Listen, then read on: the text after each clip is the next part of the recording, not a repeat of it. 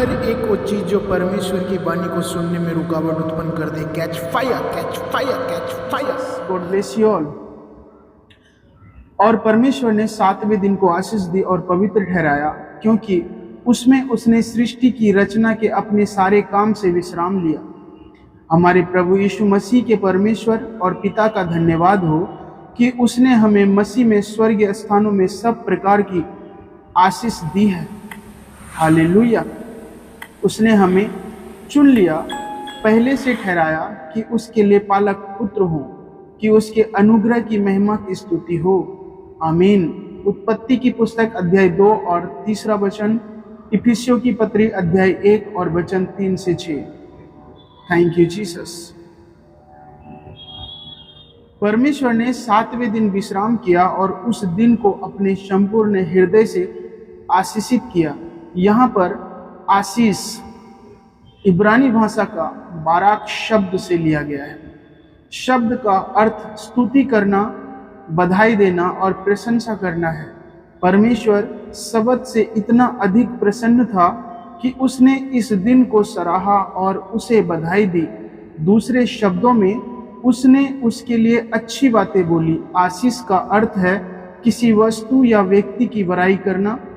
इसी प्रकार परमेश्वर ने 7वें दिन आनंद मनाया और उसकी बड़ाई की।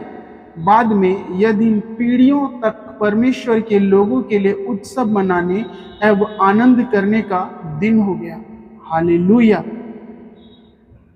इसी प्रकार से परमेश्वर हमारी अर्थात अपनी नई सृष्टि की बड़ाई करता है। वह अपनी सर्वश्रेष्ठ सृष्टि के रूप में हमको बधाई देता है और हमारी तारीफ करता है। जिस प्रकार से एक माँ अपने बच्चे की प्रशंसा करती है और उसे लेकर उत्तेजित रहती है, उसी प्रकार परमेश्वर भी हमारी सराहना करता है। हम उसके सिद्ध कार्यों का फल हैं। इसी प्रकार से परमेश्वर अपनी अर्थात अपनी नई सृष्टि की बड़ाई करता है। वह अपनी सर्वश्रेष्ठ सृष्टि के रूप में हमको बधाई देता है और हमारी तारीफ करता है। जिस प्रकार से एक माँ अपने बच्चे की प्रशंसा करती है और उसे लेकर उत्तेजित रहती है, उसी प्रकार परमेश्वर भी हमारी सराहना करता है। हम उसके सिद्ध कार्यों का फल हैं। क्या हम उन कामों की प्रशंसा करते हैं जो मसीह के द्वारा परमेश्वर ने हमारे जीवन में किए हैं? क्या हम उसके द्वारा प्रदान किए गए नए जीवन की महानता का हिम्मत के साथ अंगीकार करते हैं? ऐसा करने के द्वारा हम अपनी बाराक प्रशंसा नहीं करते, बल्कि परमेश्वर की बाराक स्तुति करते हैं, जिसने हमको सारी रचना में सर्वश्रेष्ठ बनाया है। आमीन। हालेलुया। कृपया परमेश्वर के निमित्त अपने बारे में कोई बुरी बात ना बोले, क्योंकि शैतान आपको आपके जीवन के बारे में नकारात्मक बातें बोलने के लिए प्रेरणा देता है। सावधान रहें। यदि आप कहते हैं कि मैं तो कीड़ा हूँ, बेकार हूँ, कमज़ोर हूँ, असफल हूँ, सदैव बीमार रहता हूँ, तो आप परमेश्वर द्वारा किए गए कार्यों की बुराई करते हैं और आप अपने जीवन में कुछ हासिल नहीं कर पाएंगे। यह पूर्ण रूप से परमेश्वर के दृष्टिकोण और उसकी प्रशंसा के विपरीत है। ऐसा करने से क्रॉस पर किया गया कार्य तुच्छ ठहरता है और यह हमारे सृष्टिकर्ता का अपमान है। हमको परमेश्वर की रचना की बुराई करने का कोई अधिकार नहीं है। हम उसकी कविता हैं, वह हमारा कवि है। इफिसियों की पत्री अध्याय 2 और उसका 10 वचन। जब कभी हम कविता की बुराई करते हैं तो इसका अर्थ है कि हम कवि की बुराई कर रहे हैं।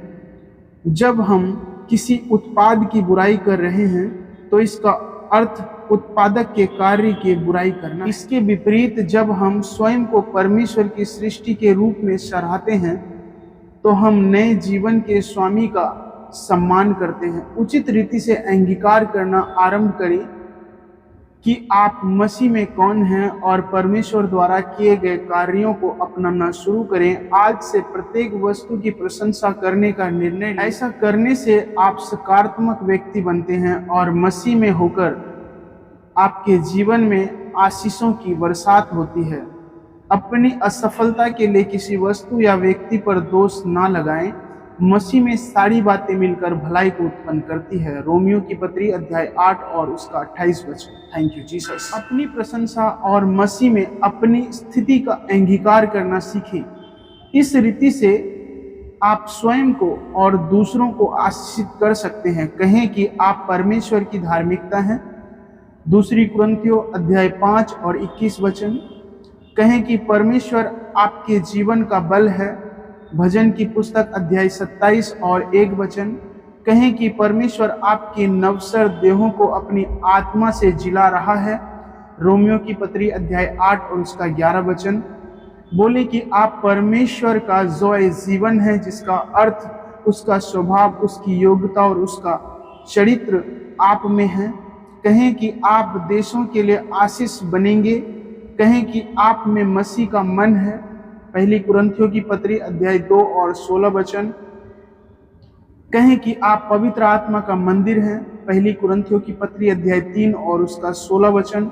कहें कि उसकी महिमा आप में चमक रही है। कहें कि आप और परमेश्वर एक हैं। पहली कुरिन्थियों की पत्री अध्याय 7 और 26 वचन। कहें कि आप पहले ही शैतान पर जयवंत हो चुके हैं। कहें कि आप पहले ही शैतान पर जयवंत हो चुके हैं। पहला यूहन्ना की पत्री अध्याय 2 और 15 वचन।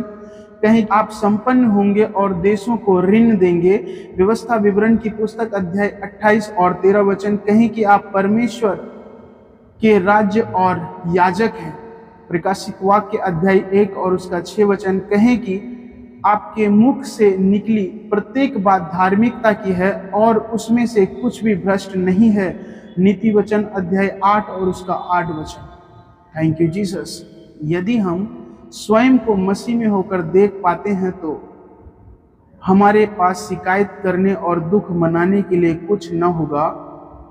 तब हम प्रत्येक विश्वासी के अंदर स्वयं को देखने लगेंगे और परमेश्वर के लोगों को प्रोत्साहित करने वाले जन बन जाएंगे। परमेश्वर का प्रेम हम में होकर उमड़ने लगेगा और हम प्रत्येक जन पर भरोसा, आशा और विश्वास करने लगेंगे। हमारा नकारात्मक और आलोचनात्मक स्वभाव समाप्त हो जाएगा। स्मरण रखें, मनुष्य का प्रथम दिन परमेश्वर का 12 दिन है। मनुष्य की रचना करने के पश्चात परमेश्वर अति प्रसन्न हुआ और आनंद मनाने लगा। सारा स्वर्ग हमारे लिए आनंद मनाता है। पुराने नियम में नबी बहुत ध्यान लगाकर नई सृष्टि को ढूंढने का प्रयास कर रहे थे। यहाँ तक कि स्वर्गदूत भी नई सृष्टि के अनोखेपन को समझने का प्रयत्न करते हैं। पतरस की पहली पत्री अध्याय 1 और उसका 12 वचन। अपने नए स्वभाव में उस हर एक बात पर हंसें जो मसीह में हमारी पहचान के विपरीत बात करता है। आज हम एक बाराक व्यक्ति बने। Thank you Jesus. Hallelujah. Thank you Jesus. इस चैनल को लाइक करें, शेयर करें और सब्सक्राइब करें। The best is coming next.